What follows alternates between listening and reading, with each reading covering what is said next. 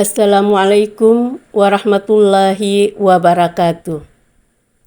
Saya Zakia Taib, calon guru penggerak Angkatan ke-8 dari SMP Negeri 7 Tidore Kepulauan, Provinsi Maluku Utara.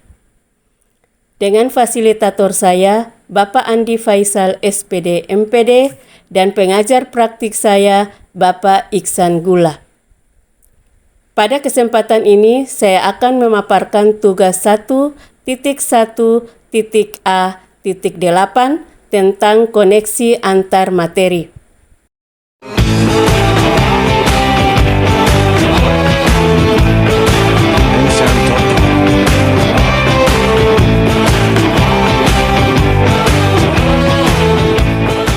Filosofi Ki Hajar Dewantara adalah perubahan. Artinya, pendidikan harus selalu bergerak, tidak boleh statis. Menurut Ki Hajar Dewantara, ada 3 kerangka perubahan, yaitu 1. Kodrat keadaan, 2. Asas trikon, 3. Budi pekerti. Kodrat keadaan dibagi atas 2, yaitu kodrat alam dan kodrat zaman. Kodrat alam maksudnya berkaitan dengan lingkungan tempat anak tersebut berada, baik secara adat istiadat, budaya, maupun alam geografisnya. Sedangkan kodrat zaman berkaitan dengan zaman yang terus berubah. Setiap anak membutuhkan penyesuaian dalam zaman di mana dirinya hidup agar bisa bertahan. Guru perlu membekali anak didiknya dengan berbagai keterampilan yang mendukung. Asas trikon dibagi atas 3, yaitu kontinuitas, 2. konvergensi, dan 3. konsentris. Kontinuitas yaitu pengembangan pendidikan yang harus dilakukan secara terus-menerus dan berkesinambungan. Sedangkan konvergensi yaitu pendidikan harus memperkuat nilai-nilai kemanusiaan.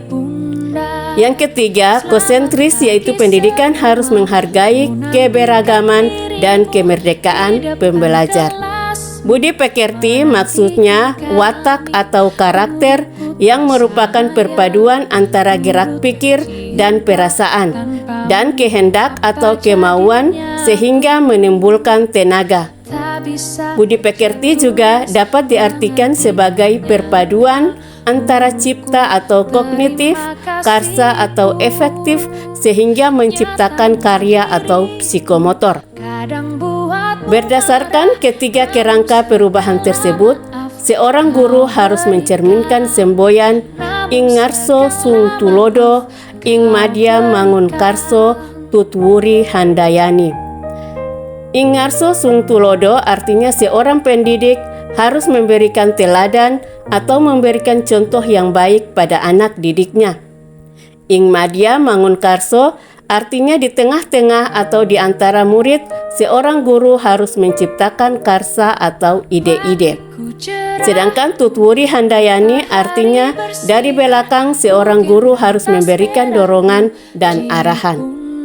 Apa yang saya percaya tentang murid dan pembelajaran di kelas sebelum saya mempelajari modul 1.1 ini, menurut saya guru merupakan sumber belajar yang utama.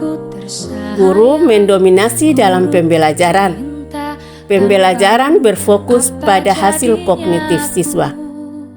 Apa yang berubah dari pemikiran atau perilaku saya setelah saya mempelajari modul 1.1 ini?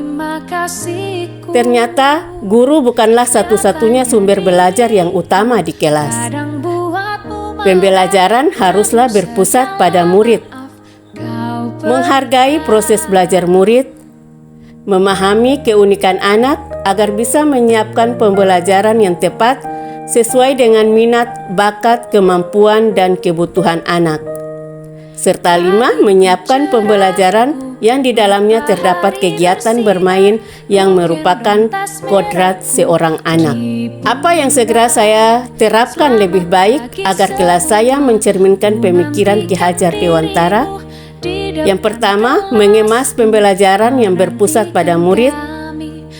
Kedua, membuat pembelajaran yang semenarik mungkin. 3. Lebih memahami lagi kemampuan, minat, bakat, dan kebutuhan murid. 4. Tidak hanya melihat aspek kognitif murid. 5. Mempertimbangkan kodrat alam dan kodrat zaman. Demikian pemaparan kesimpulan dan refleksi pada modul 1.1. Semoga ke depan ada perubahan yang lebih baik lagi. Semoga bermanfaat. Salam perubahan. Wassalamualaikum warahmatullahi wabarakatuh.